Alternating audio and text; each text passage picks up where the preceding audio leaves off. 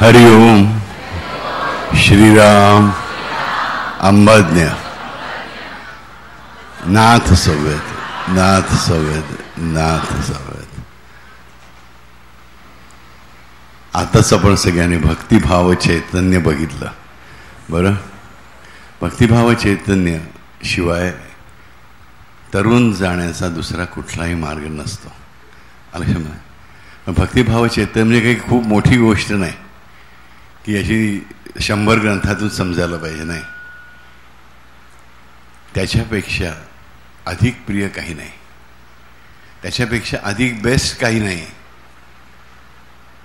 हा भाव मनामध्ये ठेवून त्याच्यावर प्रेम करणं, मनापासून प्रेम करणं, निशंक प्रेम करणं म्हणजे भक्तिभावाचे येतात.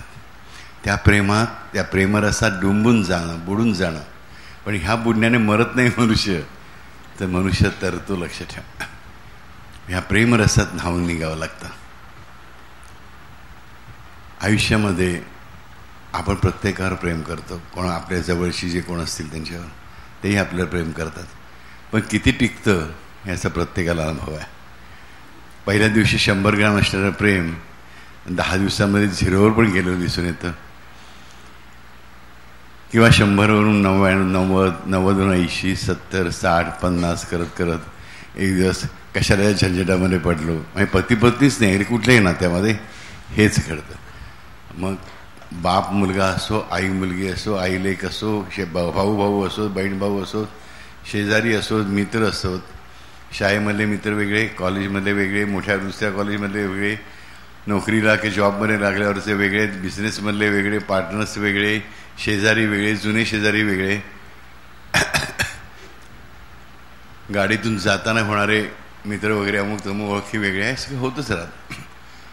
नंतर आपल्या आवडीचे हॉबीज असतात, छंद असतात, खेळ असतात, कोणाला पत्त्यांचे वेळ असतं. पण हे प्रेम आहे का? प्रेम कसं सजावं लागतं? प्रेम जे घेणं जाणत नाही, देणं जाणतं, ते प्रेम असतं. आणि तो एकच असा आहे जो काही न घेता द्यायला तयार असतो. हे आधीच समजून घेतलं की याच्यावर प्रेम करणं सोपं पडतं. मग म्हणाल तुम्ही, बापू मग आम्ही पूजा का करायची? बरोबर, मी त्याला सजवायचं का? आम्ही याच्या मूर्तीला, तसबिरीला हार का घालायचे? पंचोपचार, षोडोपचार, अमुक तमुक सगळं काय करायची? काय आवश्यकता आहे? तर काही घेतच नाही तर? बरोबर आहे, अगदी प्रश्नच नाही, प्रश्न अगदी बरोबर आहे.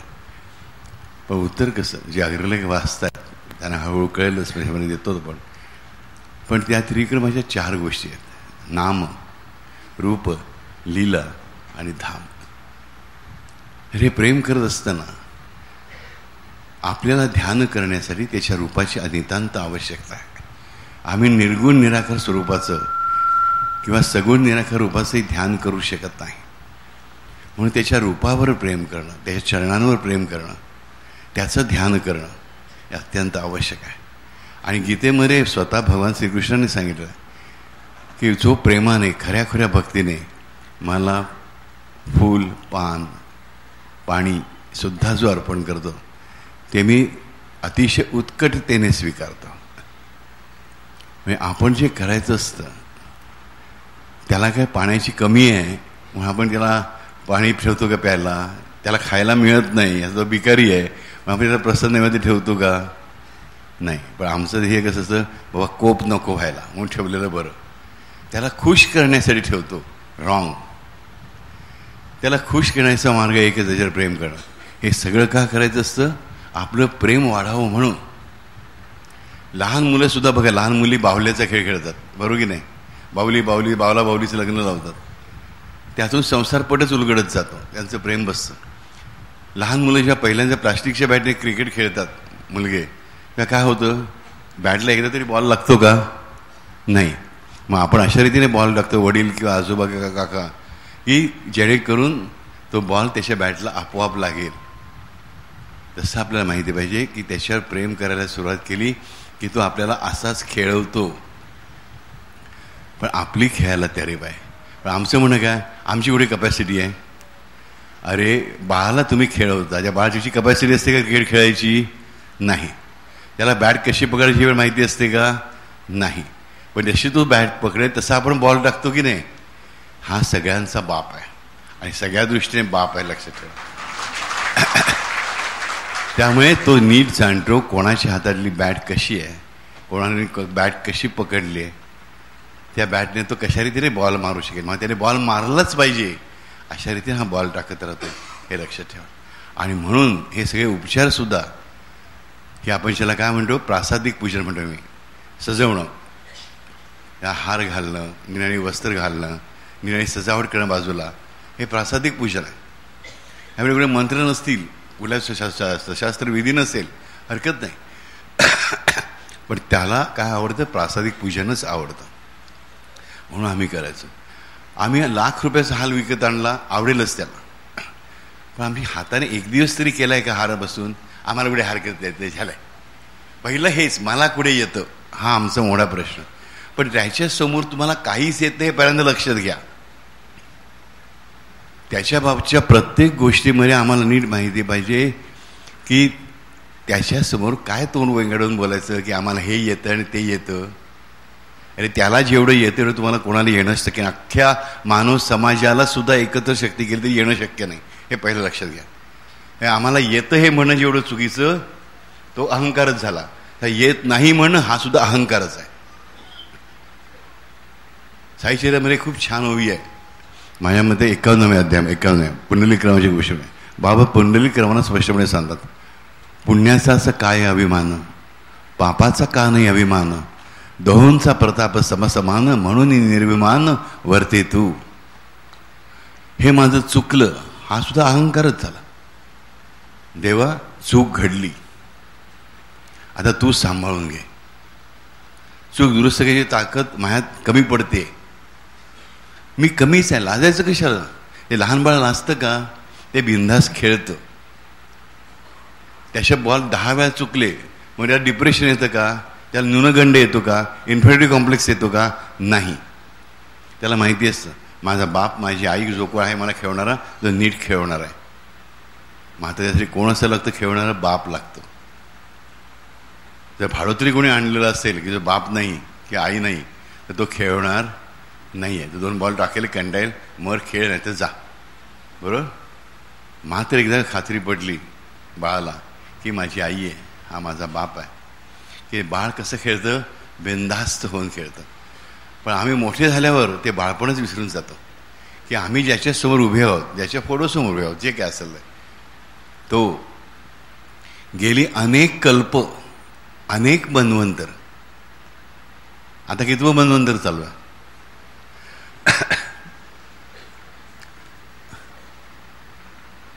आताचे मन्वंतरचं नाव मी दिलेलं लेखामध्ये. आता 7वं मन्वंतर चालू आहे, वैवस्वत मन्वंतर. प्रत्येक मन्वंतरामध्ये किती कल्प, किती युग असतात? 4 युगांचे म्हणून एक कल्प असतो, अशा अनेक कल्पांचे म्हणून एक महाकल्प असतो. ओके. आणि असे अनेक महाकल्पच्या कल्प निघून गेलेले आहेत, लक्ष ठेवा. म्हणजे आम्ही काही जे तुम्हाला नेहमीच सांगतो, ह्या तुमचं कलियुगात जे जे कोण आले त्यांचा कमीत कमी 372वा जन्म आहे. पण तो ह्या कल्पामधला, ह्या 4 युगांचे हे जे कल्प आहेत त्या कल्पामधला, अशी अनेक महायुग, कल्प आणि महाकल्प होऊन गेलेत. आणि ह्या सगळ्याचं ज्ञान कोणाला आहे? त्या एकाला, त्रिविक्रमाला. तुम्हाला कालची गोष्ट आणि उद्याची गोष्ट कळत नाही. मग एवढ्या कल्पांचं ज्ञान ज्याला आहे, आणि ज्ञान कसं आहे, शिकून नाही येत त्याच्याकडे, त्याकडे असतं. अशा समोर आपण काय म्हणून बढाया मारायच्या की मला येत नाही म्हणून मी करत नाही, मला नाचता येत नाही म्हणून मी नाचत नाही. अरे मूर्खा, हे लहान बाळ बॅट घेताना विचार करतं का? नाही. प्रेमात रंगून जायचं असतं. ते बाळ प्रेमात रंगून जातं का? आणि त्याला त्या बापाचं किंवा आईचं प्रेम कळत असतं. म्हणून आम्ही जेव्हा असं तोंड वेगाडून म्हणतो की मला हे जमत नाही, त्याच्यासमोर मी माझ्या हाताने हार करणार नाही, हाताने हार करायलाच पाहिजे. एक दिवस तो फोटो सजवायला पाहिजे, त्या फोटोशी बोलायला पाहिजे. येस. आणि त्याचे चरण आणि त्याचं नाम हे एकरूप आहेत, हे लक्षात ठेवा. त्याचे चरण आणि त्याचं नाम हे एकरूप आहेत. ते भिन्न नाही, ते अभिन्न आहेत. त्याच्या मूर्तीला सजवणं, त्याच्या फोटोला सजवणं आणि त्याला सजवणं हे अभिन्न आहे. जे जे म्हणून तुम्ही तस्बिरीला जसे वागाल तसे तसे तुम्ही त्याच्याशीच वागत असता हे लक्षात घेऊन प्रेमाने सगळं करणं म्हणजे भक्तिभाव चैतन्य. आणि त्याच्याशिवाय मनुष्याला दुसरा तरणोपाय नाही. अहम ब्रह्मास्मी ऐकायला बरं वाटतं की मी ब्रह्म आहे. म्हणजे काय? मी देव आहे. तुमची ख्याती स्वतःला म्हणायची, देव म्हणून घ्यायची हिंमत असेल तर म्हणून घ्या. एक दिवस, फक्त एक दिवस आहे. कोणी तयार? अर्धा दिवस, 12 तास म्हणजे अर्धा दिवस म्हणजे 6 तास. मला सांगू, 5 मिनिटं पण परवडणार नाही. खरं म्हणजे हा पृथ्वीवरचं 100 वर्ष सुद्धा एक लहानसा काळ आहे. बरोबर? राईट? आतापर्यंत किती कोटी वर्ष होऊन गेले ते आपल्याला माहीत नाहीत. आणि तेवढ्या संसार चक्रातून आम्ही फिरलेलो आहोत, एवढे महाकल्पातून. लक्षात ठेवा. बरोबर?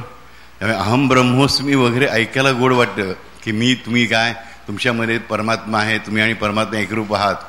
पण त्याचा अनुभवास येतं का? तो काही करू शकतो, आम्ही काही करू शकत नाही. हे अनेक वेळा अनुभवलेलं असतं. आपण ठरवतो एक आणि घडतं भलतंच. जर मनुष्य खरंच स्वतंत्र असता तर दुःख कधी आलंच का जीवनामध्ये? नसतं आलं. अडचणी आल्या असत्या का? नाही. नेमकं जे करायचं नाही म्हणून ठरवतो मनुष्य, तेच करून बसतो. हे झालं असतं का? नाही. म्हणून भक्तिभाव चैतन्य पाहिजे. भक्तिभाव चैतन्य म्हणजे काय? मी जो माझ्या अहंकारामुळे, माझ्या चुकांमुळे जन्मानुजन्म त्याच्यापासून लांब गेलोय, ते परत जाऊन त्याच्या घरात, त्याच्या धामात, धाम म्हणजे नुसतं घर नाही, धाम म्हणजे त्याचं निवासस्थान, त्याचं क्षेत्र, त्याच्या प्रेमाचं क्षेत्र म्हणजे त्याचं धाम. त्या धामात जाऊन राहण्यासाठी त्यांचा सेतू स्वीकारणं. सेतू बांधायचं नाही तुम्हाला सेतू फक्त स्वीकारायचा आहे. तुम्ही आणि तो ह्याच्यामधल्या सेतूवरून चालत राहणं म्हणजे भक्तिभाव चैतन्य.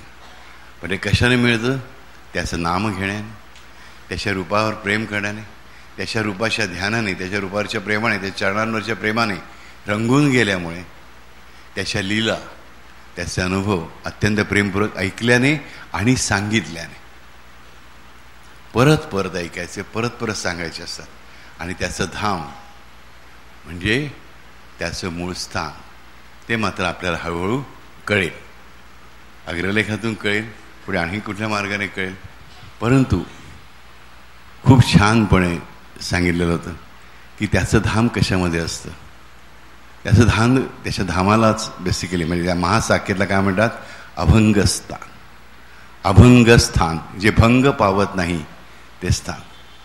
आपण आद्यविपांचे जे अभंग ऐकतो ते अभंग आपल्या कानामधून आत शिरतात. त्याच्यावर जे आपण रमतो ना, तेव्हा आपण कुठे असतो? अभंगस्थानामध्ये असतो. जेव्हा आपण रामा रामा आत्मारामा हा गजर ऐकतो तेव्हा आपण कुठे असतो? त्या अभंग स्थानामध्ये असतो, जे कधी भंग पावत नाही. किती मोठा भूकंप येऊ ते कधी तुटणार नाही असं धाम आहे. आलं लक्षामध्ये? आता किती तारीख तुम्ही डिक्लेअर केली काय? 25 ऑक्टोबर. त्या दिवशी आद्यविपांच्या अभंगांचं म्हणजे पिपासा 3 येते, त्यानंतर पिपासा 4 आणि पिपासा 5. 18 गाण्यांच्या, 18, 19, 19 गाण्यांच्या येणार आहेत. 3 कॅसेट सिडीतून गाणे म्हणाल ते. पिपासा 3, पिपासा 4, पिपासा 5. आणि ह्यावेळेस पिपासा पूर्ण असणार. आणखी एका अर्थाने म्हणजे पूर्ण म्हणजे त्यांचे आदिपांचे अभंग संपले म्हणून नाही, ते आहेत अजून भरपूर. पण म्हणतात ना, पुत्र व्हावा ऐसा गुंडा ज्याचा तिन्ही लोकी झेंडा, बरोबर, बापसे बेटा सवई. तसं आद्यविपांच्या पावलावर पाऊल टाकून पिसा हे नाव घेऊन समीरदादांनी जे अभंग लिहिले आहेत ते ह्यावेळेस पहिल्यांदा सुचितदादांनी बाहेर काढले आहेत.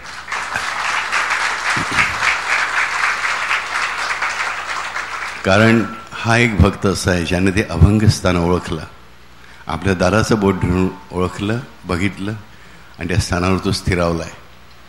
तुमच्यात मध्येच एक म्हणून वावरणार.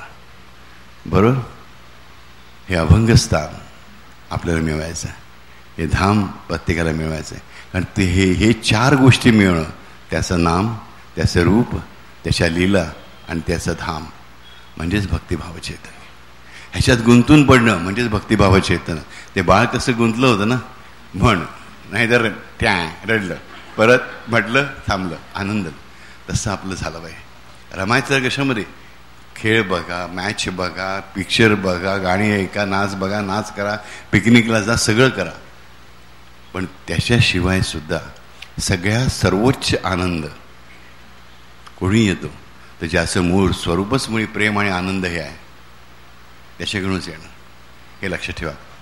तुम्हाला सोन्याच्या दुकानामध्ये, सोनाराच्या दुकानामध्ये गहू तांदूळ मिळू शकणार नाहीत. आणि किती सोनं घरात असलं तिथे चावून खाता येत नाही. तिकडे अन्नच पाहिजे. लक्षात ठेवा. त्याचप्रमाणे या जीवनातून तरुण जाण्यासाठी भक्तिभाव चैतन्यच पाहिजे. नक्की नक्की नक्की. सो मला असे सगळेजण भक्तिभाव चैतन्य डुलताना दिसणार त्या बाळासारखे. आता प्रत्येकाला एक, आज ज्या बाळाचं भक्तिभाव चैतन्य आपण बघितलं, त्या बाळ आत्ता मला भेटलं. प्रत्येकजण आज रात्री ज्यांची ज्यांची म्हणून प्रेमाने इच्छा आहे त्यांनी त्या बाळासाठी घोर कष्टधन स्तोत्र म्हणायचं. त्याच्यामागे काही घोर कष्ट नाही, घाबरू नका. पण प्रेमाने एक प्रार्थना करायची की ते बाळ आपलं शिक्षक झालेलं आहे, बरोबर, त्याने आपल्याला खूप मोठी सुंदर गोष्ट दाखवली आहे, तर कृतज्ञ म्हणायचं. आणि मनापासून हे घोर कष्ट धरण, त्या बाळाचं नाव माहीत नसेल काही हरकत नाही, त्या बाळासाठी म्हणून म्हणायचं ही आपल्याकडून खूप मोठी गोष्ट असेल.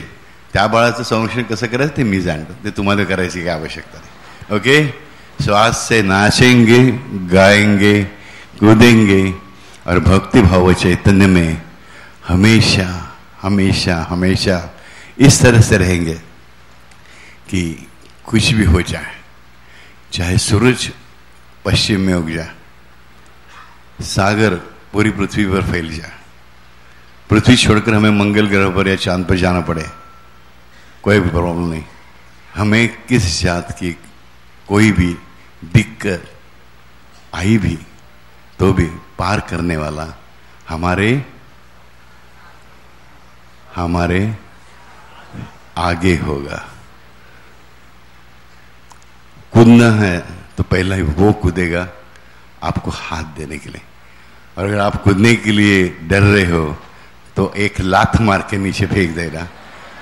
और लात मारने के बाद आपके मन में आएंगे मुझे तो लात मार दी इसने. 1 मिनट के बाद जान जाओगे कि नीचे वही खड़ा है पकड़ने के लिए. ओके. वेल, हरिओम, श्री राम, अंबद.